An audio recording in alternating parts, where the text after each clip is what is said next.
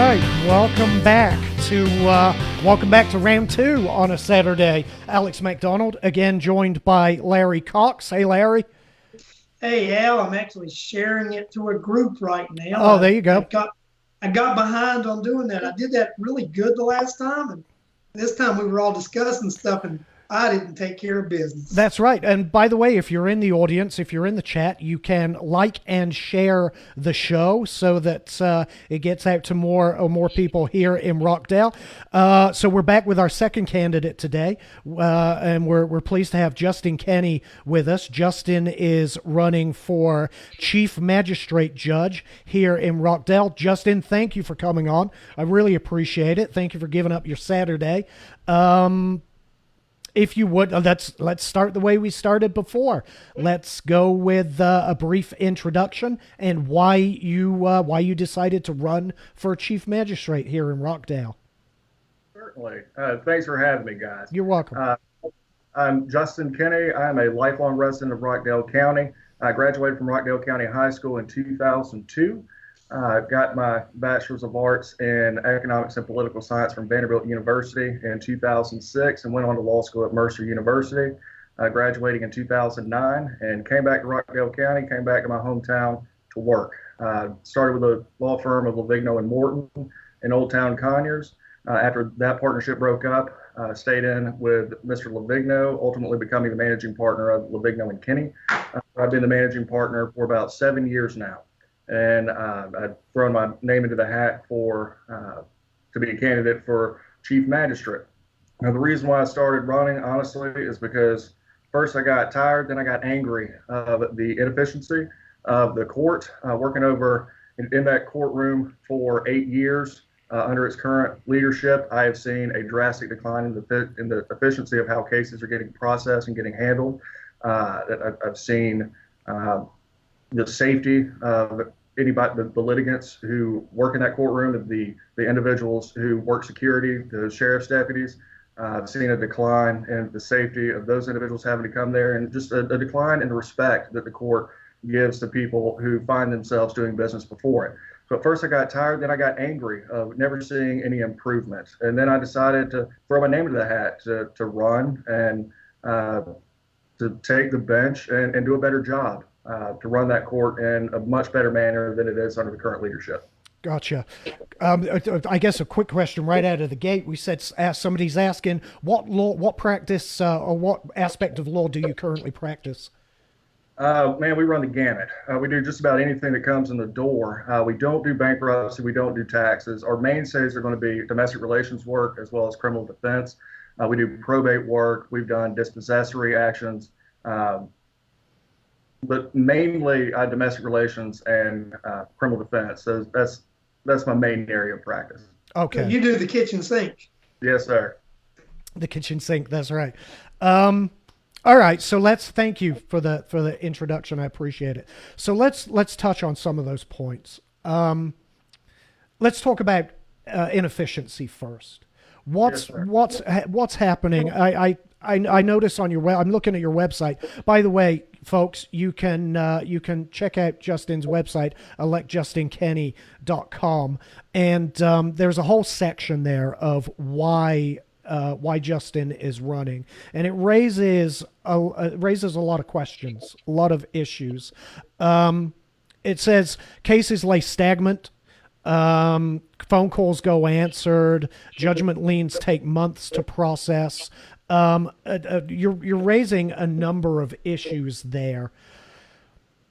What's happening, and what's the cure? First of all, what's happening there? Let's fill people in. Oh, what's happening? Well, one issue that one of the previous candidates who came on and spoke about was 5-phase. And 5-phase are not getting issued as quickly as they should. It's purely administrative. If you don't know what a 5-phase is, all it is a judgment lien. Somebody owes you money, you file a lawsuit, you get a judgment against that person, and now you have to collect. And one of the means by which you can collect that judgment is a 5-phase. You record it, you get it issued from the magistrate court, and it gets transferred over to the Superior Court for recording. And once it's recorded in Superior Court, it attaches to all the property that the judgment debtor has in the county, and that's real property or personal property. Like I said, it's purely administrative. Alex, I previously sent you some documents that I wanted to show. If you could bring up 2.3, here's an example of a 5A. Okay, go ahead. The only information that's needed to process the 5A is going to be the name of the plaintiff, the name of the defendant, the addresses of these parties, the amount of the judgment, and any interest that was awarded, as well as any court costs for a total judgment.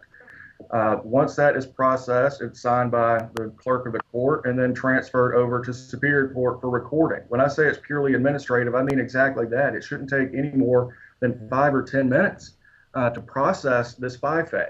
So once the magistrate court processes it, if they gave it to Herschel Walker to then take it over to the Superior Court for recording, I promise you he wouldn't get credit for a first down. It's that little of a transfer. But it's taking months from the time that the requests are coming in to get the 5As issued for these judgment holders, for them to get issued and get transferred over to the Superior Court. That time is passing, that these judgment liens have not attached to the property, and it hinders individuals' ability to collect on these judgments. Now, one of the other documents that I sent you, Alex, is going to be 2.4. So and that is a letter from the chief clerk of the magistrate court to a judgment creditor. Now, if a judgment creditor goes to the magistrate court and requests that this 5A get issued, they write 2 checks, one to the magistrate court for the issuance of that 5A, and then one to the Superior Court that the magistrate court holds to deliver to the Superior Court upon delivery of that 5A for recording.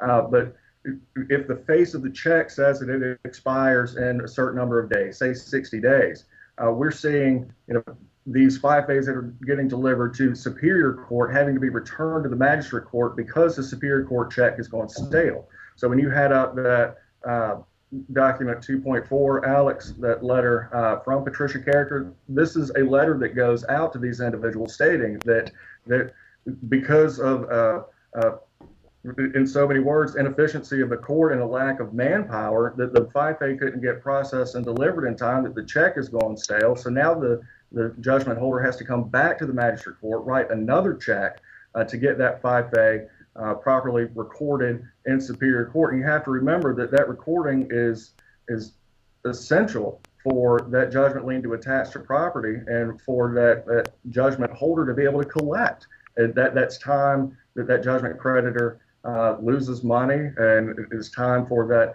the debtor to potentially make themselves judgment proof and to move property out of the county. So that sounds like it has absolutely nothing to do with caseload. That sounds like it's an administrative issue. Why are those issues cropping up? Truthfully, we have absolutely no idea, and that's a question that everybody in the legal community and everybody around the courthouse has: is why is it taking so long for these 5As to get processed? We've done numerous ORRs to the Superior Court Clerk's office as well as the Magistrate Court's office, and we've seen numerous emails of these judgment creditors complaining about the time that it's taking these 5As to get processed. And so emails are going back and forth from the complaints to the Superior Court back to the Magistrate Court to prompt them to do something. And upon receipt of the email, we'll see in a couple of days that the 5A finally gets processed, but it's taken 2 months, and it took a complaint to get that 5A actually issued and delivered over to the Superior Court. And like I said, it's a process that should take 24 to 48 hours. It should not take 2 and 3 months. And in the meantime, what we're effectively talking about here is the winner. The winner of the case is they're not getting their money. They're not getting their judgment. They're not getting their reward, so to speak. Right. The difficult aspect of the case has already been dispensed with. The plaintiff has already won their case. They have won a money judgment. And so we're in an administrative point at that point, just to collect on that judgment. And that's a drop in the bucket. The 5A is one of the main complaints that have come across, but I've personally handled garnishments down in magistrate court where one individual that I represented, I'm not going to use his name, but he allowed me to talk about his case, that he he owned a rental property and he filed an eviction and sued the tenant to get the person out of the house and to collect on back due rent, got the judgment, filed his own garnishment, and it sat and languished for months and nothing getting processed. And so a garnishment, you file the garnishment, the garnishee, let's say you get a judgment against the tenant works for another company, you file a garnishment against that company to intercept the pay, the wages. And so that gets paid to the court. So the garnishee would be the employer has a certain number of days to file with the court an answer and pay the requisite monies to the court. That in this particular case, they did not file in the certain amount of time, and so the case went into default. The client files a default motion for default judgment against the garnishee, which was absolutely appropriate. He did it in just a few days after the case went into default, but it sat for months, for 2 or 3 months, until somebody got to it and actually granted the default. So the garnishee comes back and files a motion that my client didn't know how to deal with. We get involved, and so we try to get the case moving, but we were still having difficulty getting the case moved. So a garnishment that should take 6 to 9 months from start to finish to complete ended up taking a year and a half because of the inefficiency of the court. And that's just, like I said, that's just one case of many. You talk to the legal community in town, a lot of them are staying silent because they're worried about retribution, but there are attorneys out there who are refusing to even practice in magistrate court, or if they do go to the magistrate court of Rockdale County, they're jacking up their fees because of the amount of work and the amount of time that they know that they're going to have to expend in Rockdale County that they don't typically have to expend in any other counties.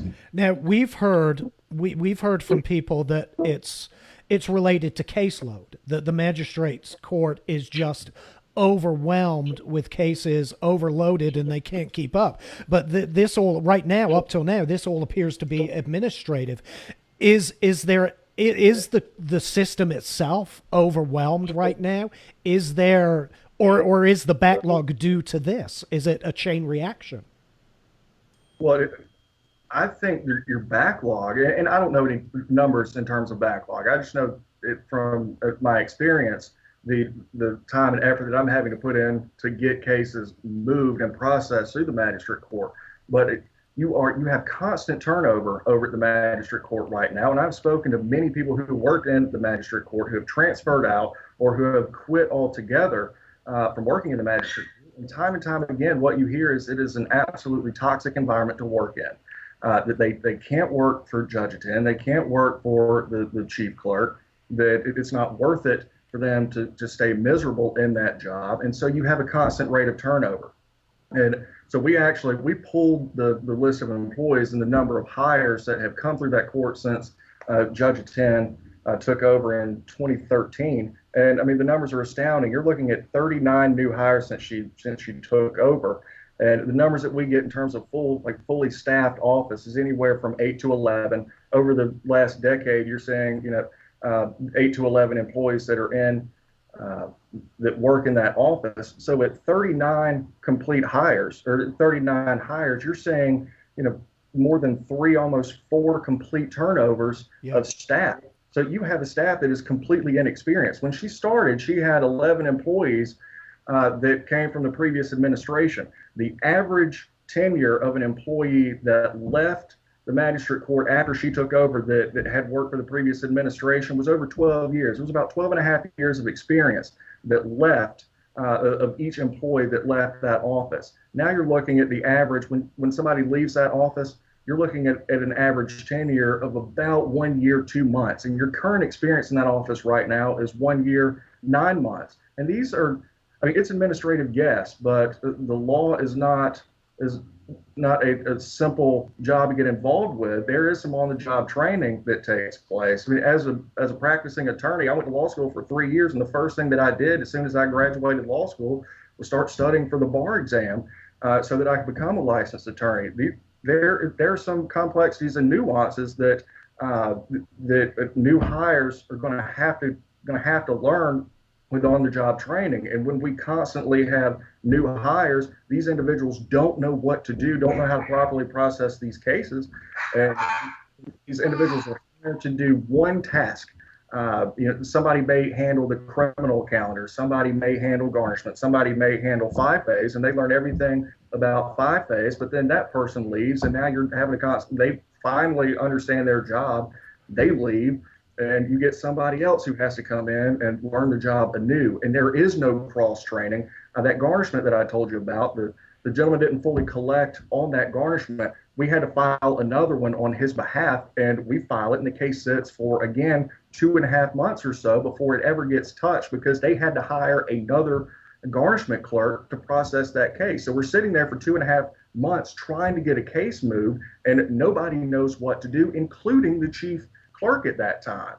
She actually, when we had reached out to her to find out what was going on with the case, we were told that we don't know how to process the case. It was trying to get information from us on how to do it, and of course we let her know what needed to happen on how to process the case. But that's not our job. That should be something that she and her staff should already know how to do. Gotcha. And, Gotcha. By the way, let me just point out. Hold on, Larry. Let me point out. I'm gathering from this you're passionate about this, but remember, your laptop is attached to the table, and the table's done nothing wrong to you. So give it a break. Somebody did, and I think it's actually a relative of yours actually mentioned that we kept freezing up. We're not freezing up. Justin is beating his laptop again. That's right. I just want everybody to know that. That's right.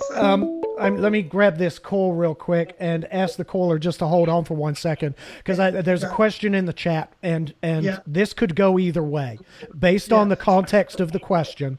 Bob Nesbitt asks, please ask Justin why Judge Attend's court is ranked 5th in the state of Georgia out of 159 courts. So on my immediate question, is that 5th from the top or 5th from the bottom? That's my immediate question.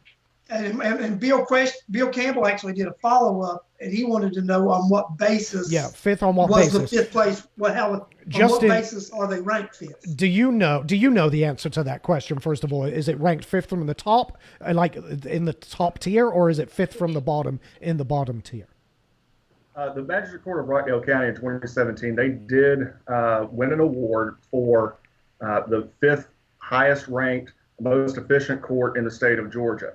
How we got it, nobody has a clue. Nobody who works in Rockdale County, who works in that courtroom, has a clue. We certainly aren't seeing the benefits of it from being practicing attorneys. And what we can find out, this was an award that was issued by the Administrative Office of the Court. The best that we can surmise is these were numbers that were provided by the Magistrate Court itself, by the Magistrate Court staff. That there was absolutely no independent audit from the Administrative Office of the courts to verify the numbers that were being submitted to it. So my wife's a teacher. She doesn't turn over the answer key and the red marker to the student as well as the grade book to submit the own grades. Everybody would get an A.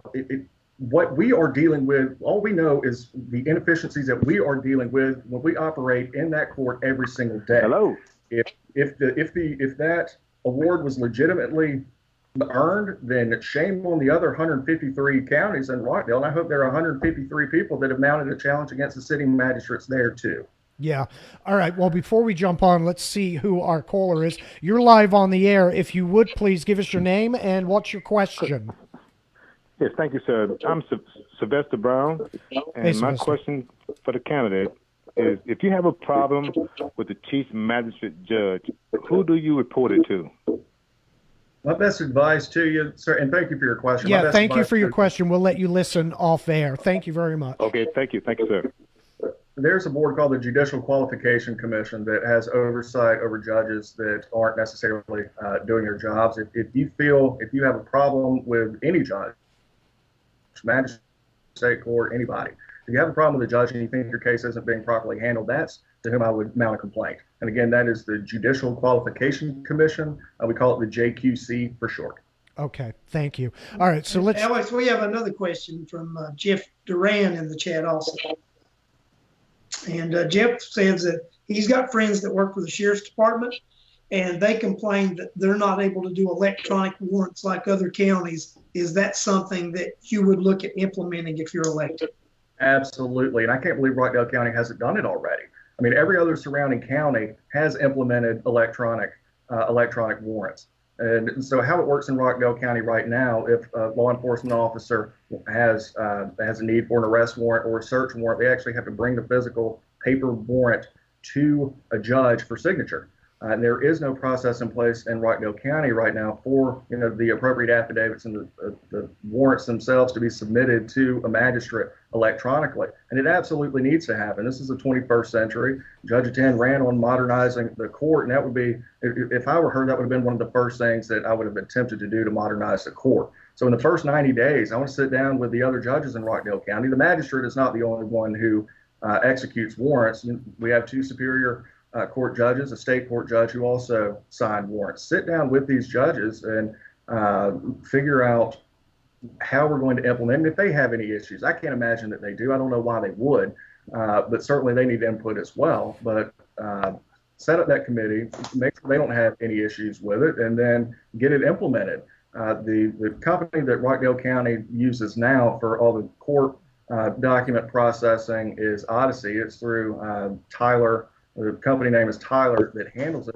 But contact Tyler and see if they have a system that we could use to implement the electronic warrants. Now I know Newton County, they have it. We don't need to reinvent the wheel. We could communicate with Newton County, sit down with Newton County and see how their system works. I know Gwinnett County does it as well, and I am certain that if anybody put the effort into it to reach out to these other courts to see the system that's been implemented, they would be happy to let Rockdale County advise us on what they did to implement that, the electronic warrants. Well, I imagine the answer to this question then is going to be pretty cut and dried, but there's no issues due process wise with electronic warrants. For example, the judge still has the opportunity to take a look at the evidence, ask any questions they need before they sign off on a warrant, even if it's done electronically.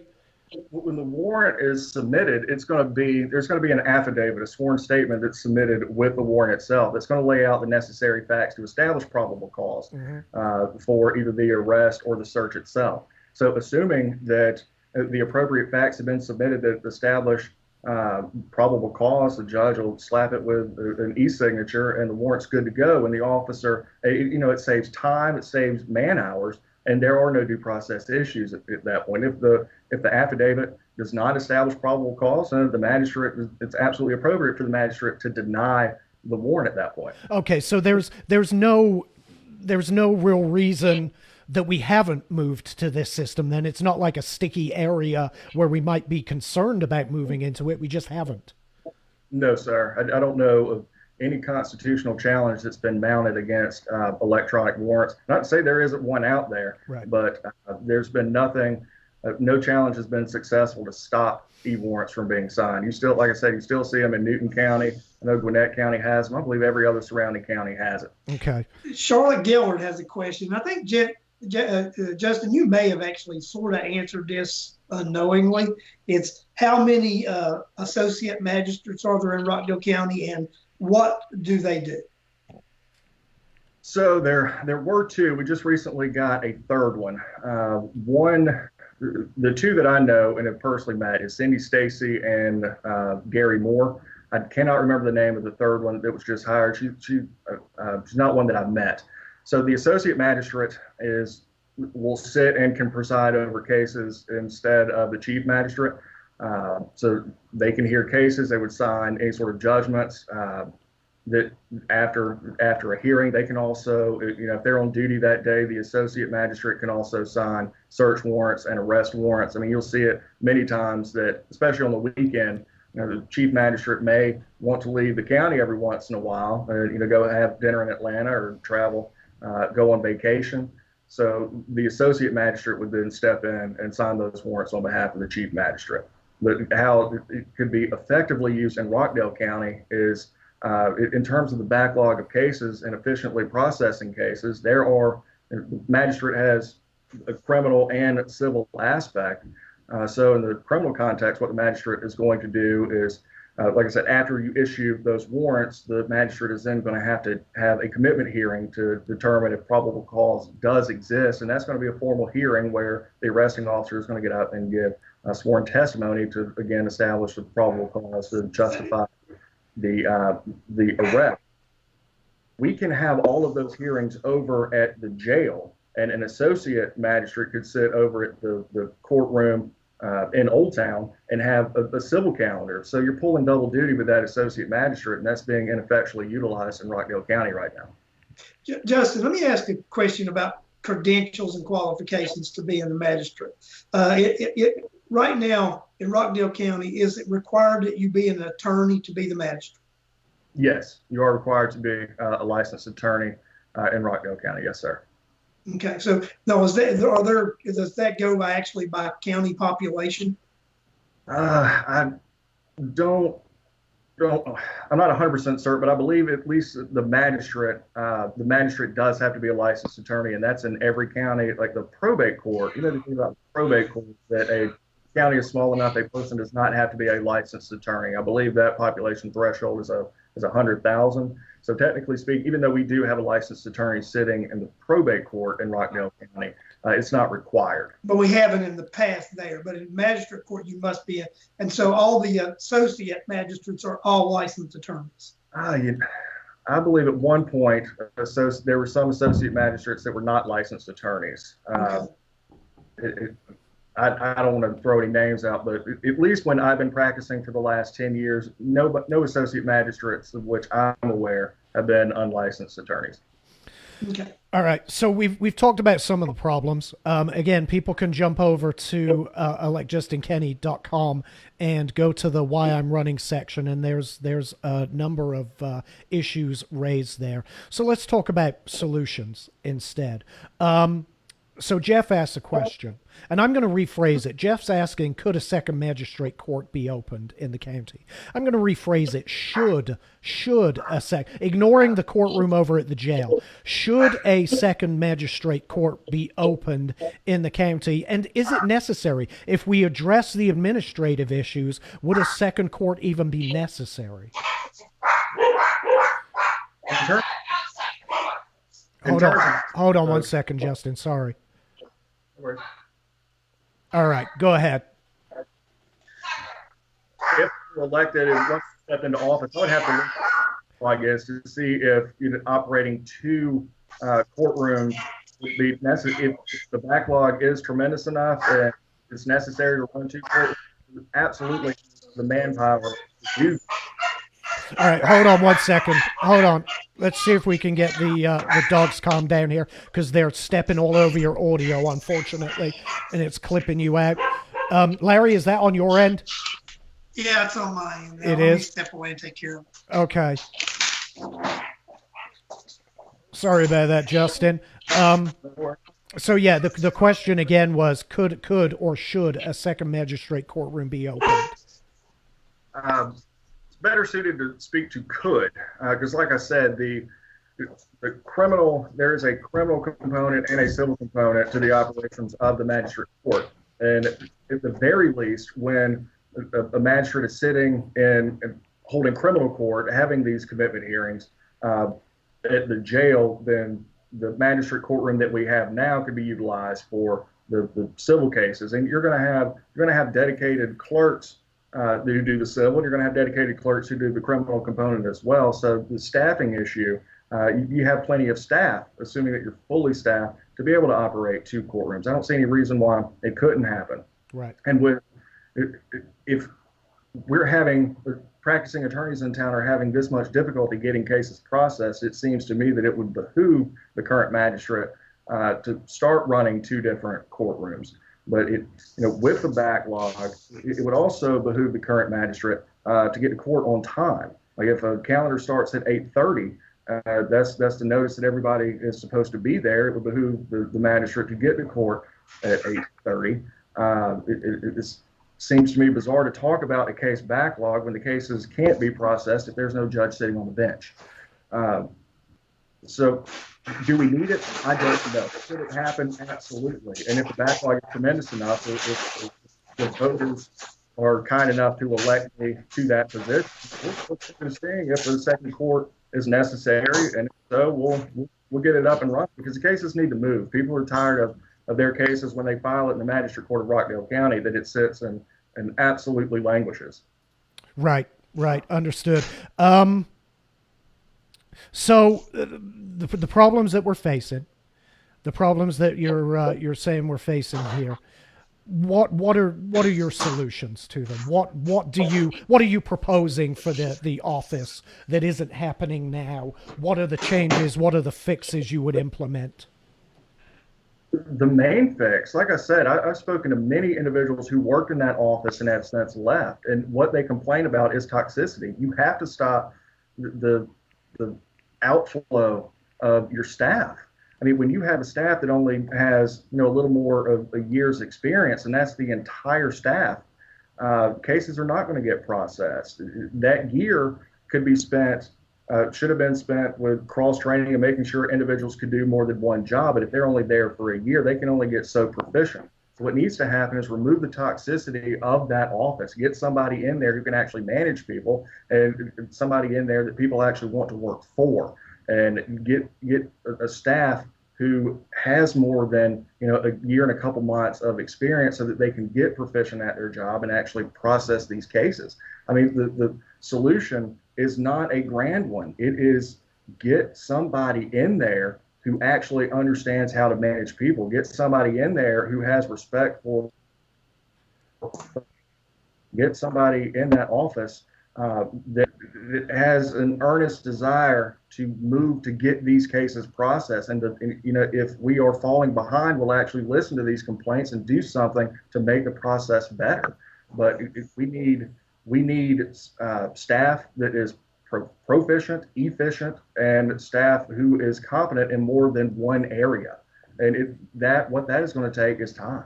So let me ask you, so training, let's talk about that, because they've been spending money on training. One of the documents you sent over is relating to training. If we're spending the money on it, why are we not seeing results?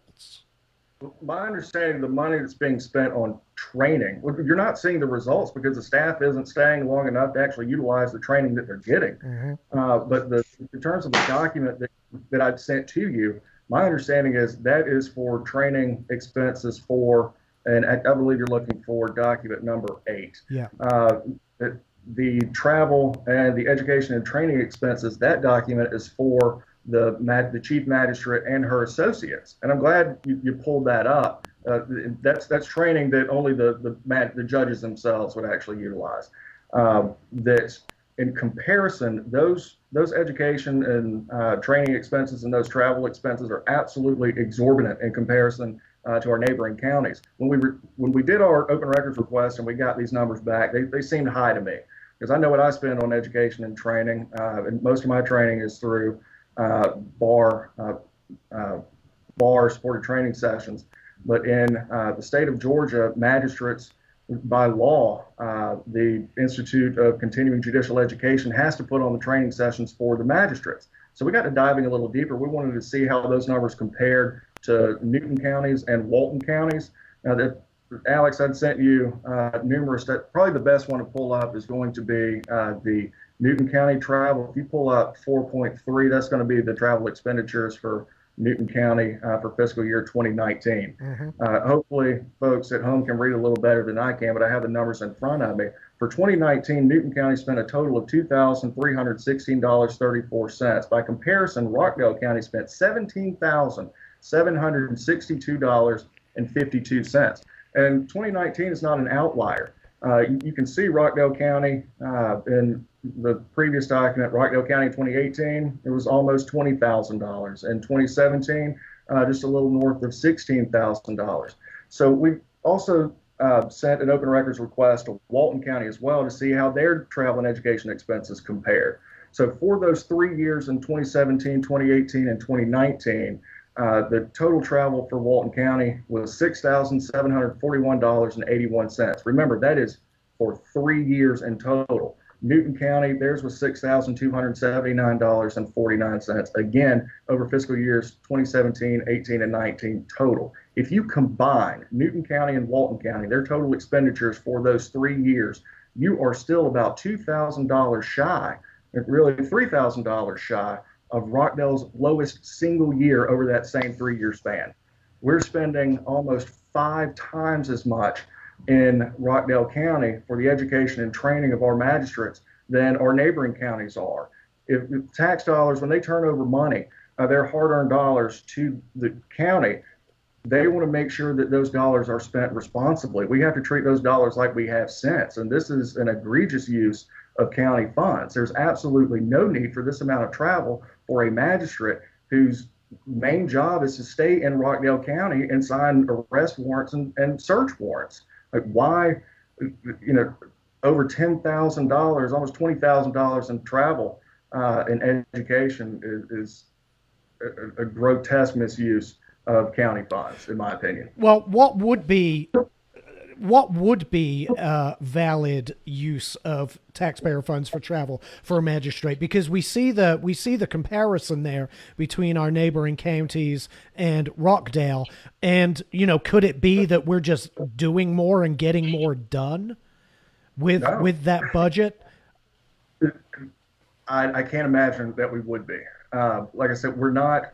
If that amount of money is being spent on the education of the staff and the training of the staff in Rockdale County, we certainly aren't seeing any return on that investment because cases are sitting and languishing. We're having far better results than, at least I do as a practicing attorney, filing these cases in the magistrate courts of Newton and Walton County. Now, Newton and Walton, geographically, they're obviously larger, but population-wise, they are comparable. And we can get cases moved just fine in those counties where we have tremendous difficulty in Rockdale. Now, like I said before, the magistrates, they're training by law. The Institute of Continuing Judicial Education for the state of Georgia puts on these training seminars so that the magistrates can get the requisite hours that they need to maintain their licensure.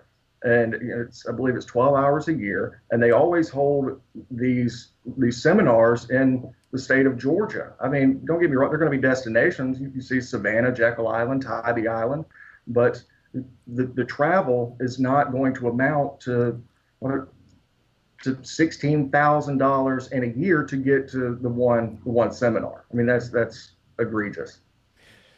Yeah, I mean, there's obviously disparity there, and maybe a disparity that needs to be questioned.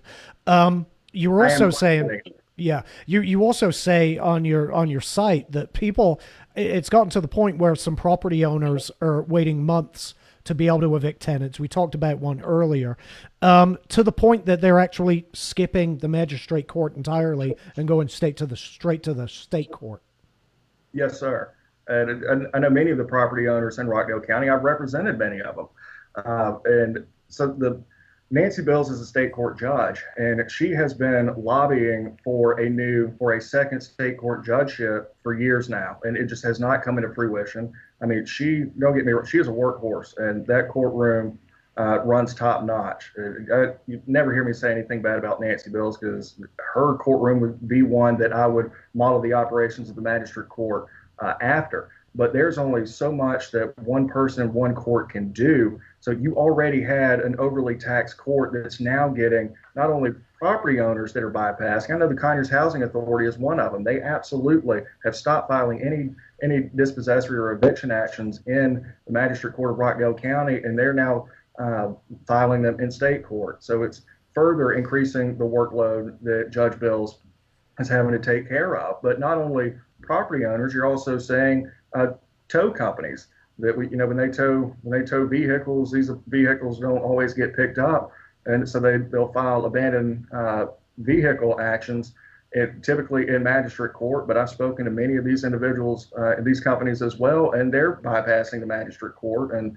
filing in state court again because they couldn't get the cases processed in magistrate court. So again, you are even further overtaxing an already overtaxed court in state court. Right. Okay, so let's switch gears real quick. At the top of the show, you mentioned inefficiency and safety. So let's talk about safety.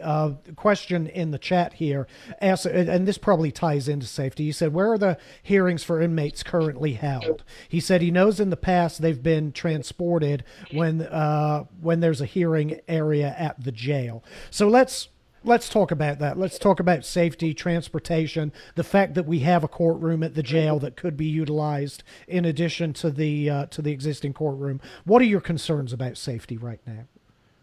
I don't want to put any ideas out there in minds of potential vigilantes, so I'm gonna speak as broadly as I can about the issue. Okay. But Alex, I want you to pull up document 9. That's going to be a photo of the inside of the courtroom. And this is a photo that I snapped back on November 19, 2019. Now, admittedly, this is a photo that I should never have taken, but I think that it's against magistrate court rules. The judge wasn't on the bench, and I didn't have permission from her to snap it. But the people in Rockdale County need to know that this is going on.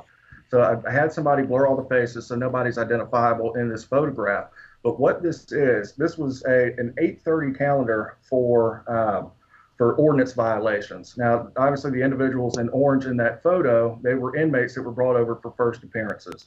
So all a first appearance is when a person gets arrested, the inmate is advised of their rights. There's no formal evidentiary hearing that takes place. The whole thing takes about 15 minutes. Mm-hmm. But they have to be transported over from the jail to the magistrate court right now, rather than the judge going over to the jail. Now, when I snapped that photograph, remember I said that calendar started at 8:30 for the ordinance calendar. That photo was snapped about 9:15, 9:20 that morning.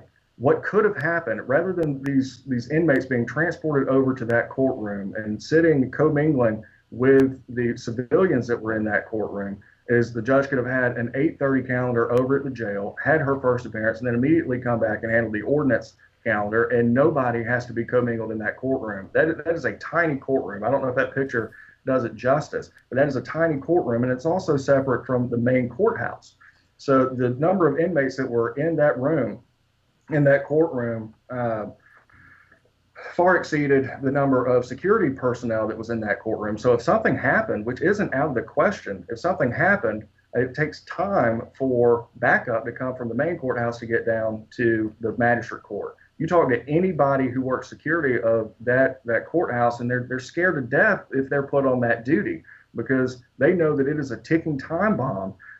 You have the exit to that building opens right out into the parking lot. There is no separation of the inmates that are brought into that courtroom, and it is a ticking time bomb with a short fuse. And it's a matter of time before something goes tremendously awry. Now, we are not. Has this been a long-standing policy? Because they asked, was this same thing done under Judge Horn? I don't know, and if it was, then it should never have happened. It's not anything that should happen. So the sheriff, he had a forum with the, and I get this, I butcher this name every time, the 4th Congressional Federation of Democratic Women, I believe. They put on a forum for the sheriff, and I asked him the question point blank, that if I get elected and he gets reelected, if I implemented a policy that all first appearance hearings would be held over at the jail, would that be something easily that he and his staff could easily implement? He said, absolutely, it could be easily implemented. In fact, he would prefer that those hearings be had over at the jail. See absolutely no reason that they're not held over at the jail. The only thing that I've heard Judge Den mention in regards to the first appearances being held at the main magistrate court building is that it is more efficient for that to happen. Well, if you take the bench on time and process these cases as you're supposed to, if you have an 8:30 first appearance calendar, get there at 8:30 to advise these individuals of their rights, get them out of the building before your civil calendar then comes in. Okay, you may dispense with some of the safety issues, but that is absolutely not happening. The last time, I mean, I hate to say it, but I'm tired of it. The last time, or the only time that I've ever seen Judge Den actually get on the bench on time was the first time that I was doing her court after I announced my candidacy. We've been dealing with this for 8 years. But anyway, getting back to the safety issue, there's absolutely no reason that these hearings can't be had over at the jail. Your tax dollars, there was a tremendous amount of money that was spent to refurb the courtroom over at the jail to make it state of the art, to make it safe. So you have holding cells where you have separation of male inmates and female inmates, and if something goes awry, you have an entire jail staff who can get to the issue quickly, and you have inmates that are contained so that you absolutely minimize the possibility of anything going awry. And like I said, you have a chief magistrate or an associate magistrate who's handling that calendar. Remember what I said before, when you had the commingling of the inmates and the civilians that were in that courtroom, you could have a second magistrate who's sitting there handling that civil calendar while you're while the other magistrate is over at the jail dealing with the first appearances. Yeah, well, it seems like there are a number of solutions to this problem that were already in place. It's just a matter of executing on those solutions, which obviously you've thought them through, and it seems that you would actually bring that to the table. And it's critical for the safety of the courthouse, the uniformed bailiffs. Like I said, they're scared every time they have to go down there because they know they know that something is bound to happen the way that the courthouse is handled, and it has absolutely nothing to do with the sheriff's department. It has everything to do with the policies that have been put in place or possibly capped. Again, I don't know, can't remember what Judge Horn did in terms of first appearance, but the policies that are in place right now that are requiring these individuals to be transported over to the main courthouse building. But it's even more egregious than that. This one was infuriating to me when I found this out. If y'all recall, back in December, there was a shooting over at the Dark Container Company on December 13th, and it happened about 7 in the morning. And what we know now is it was one gentleman who killed one person there. It was not, after that it was done. The gentleman ran out of the facility and was ultimately apprehended in Birmingham. But yep. At the time it was taking place, all anybody knew is that it was an active shooter situation. So you had every uniformed deputy, including those who handled transport, who were over at the Dark Container Company at that time, setting up a perimeter and trying to apprehend this individual. That was a day that first appearances had to be held, and Judge Attend had actually contacted transport to find out where the inmates were, and there was nobody. The individuals who normally handled transport at that time were over at the Dark Container facility setting up a perimeter to apprehend the active shooter, but she still demanded that the inmates be brought over to the magistrate court building, and somebody from the main courthouse had to leave their post and go get these inmates and bring them back to the magistrate court, rather than the Judge Attend just going over to the jail and having the first appearances. So in an active shooter situation, the judge couldn't get over to the jail and minimize the security risks that were even heightened on December 13th because of the active shooter situation.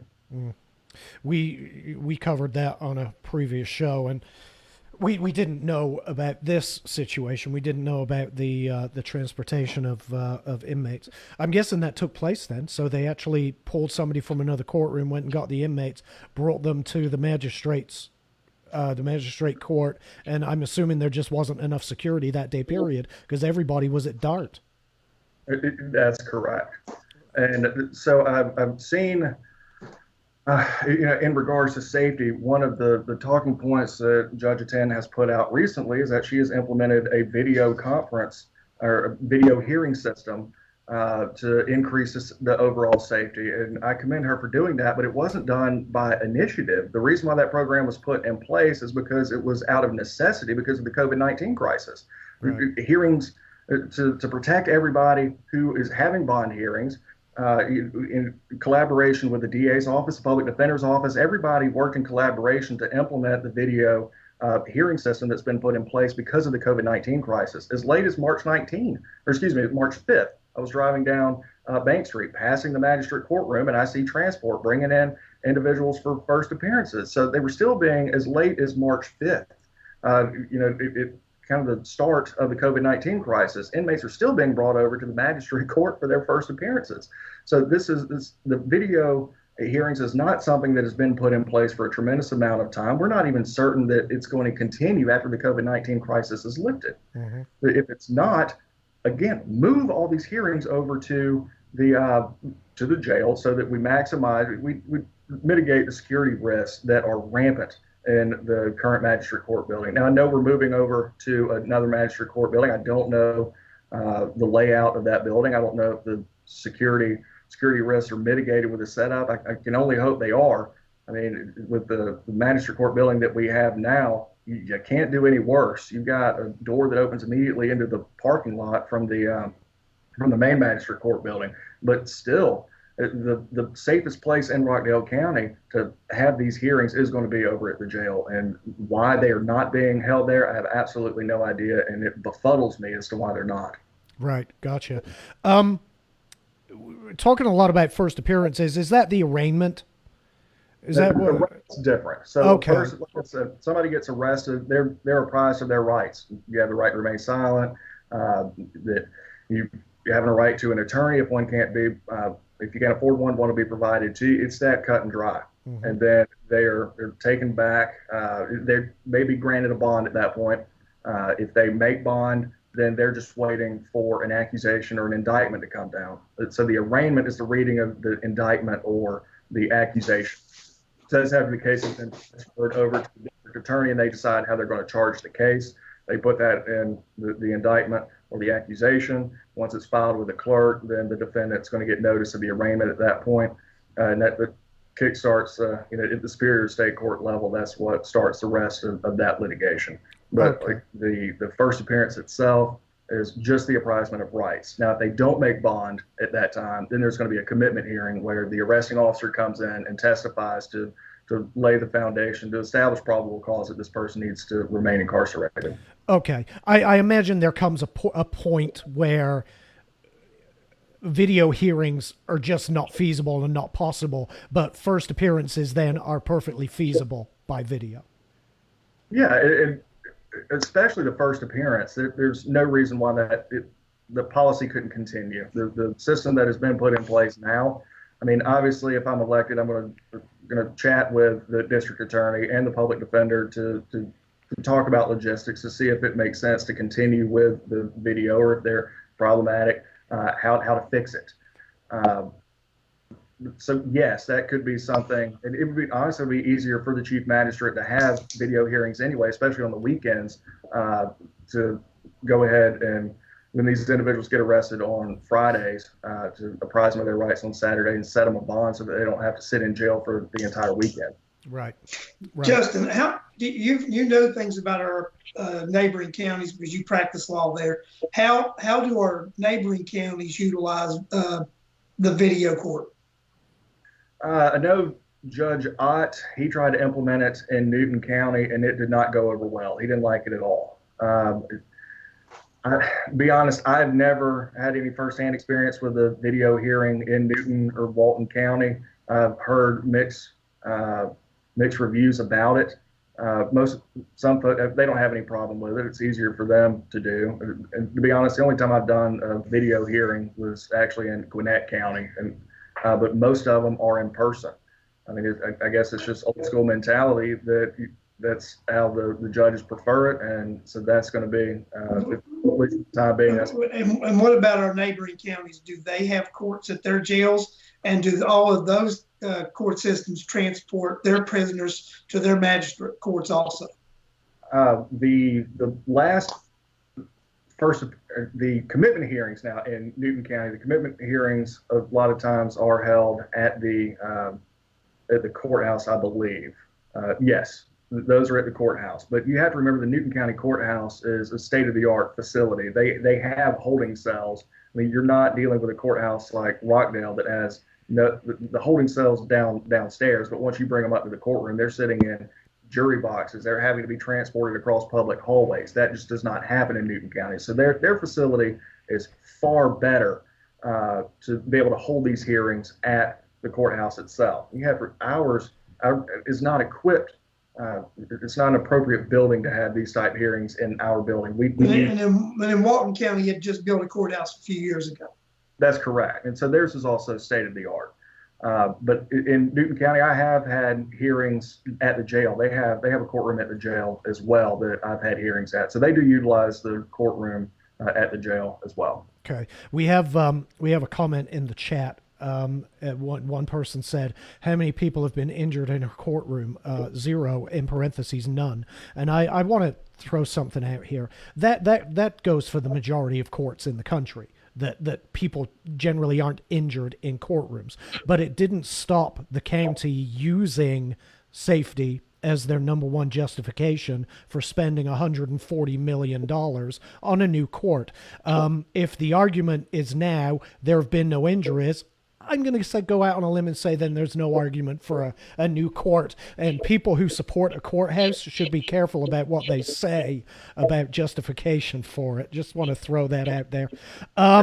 Justin, I'm going to throw out that person to be singing a different tune if something does happen, and that person to be turning around and asking why wasn't something done beforehand to prevent this. Right. And like I said, that's the justification that the county used for the courthouse expansion, which in my opinion was wildly overpriced, and the courthouse committee, I think, came back with much better options. I don't know if you want to talk about that. What's your feeling on that? A judicial expansion in Rockdale? I think it's absolutely essential. Okay. The courthouse needs to be revamped. It is not a state-of-the-art facility. The majority of people in Rockdale County don't have to come to the courthouse every day. But you talk to folks who work security in that courthouse, and again, they tell you as bad as magistrate court is, it's a little better at the main courthouse. There is a dedicated holding cell downstairs. But to bring those individuals up to the courtrooms, you see inmates in an elevator with one deputy. That in and of itself is inherently dangerous. And then to take them to courtrooms, you're having to cross a public hallway.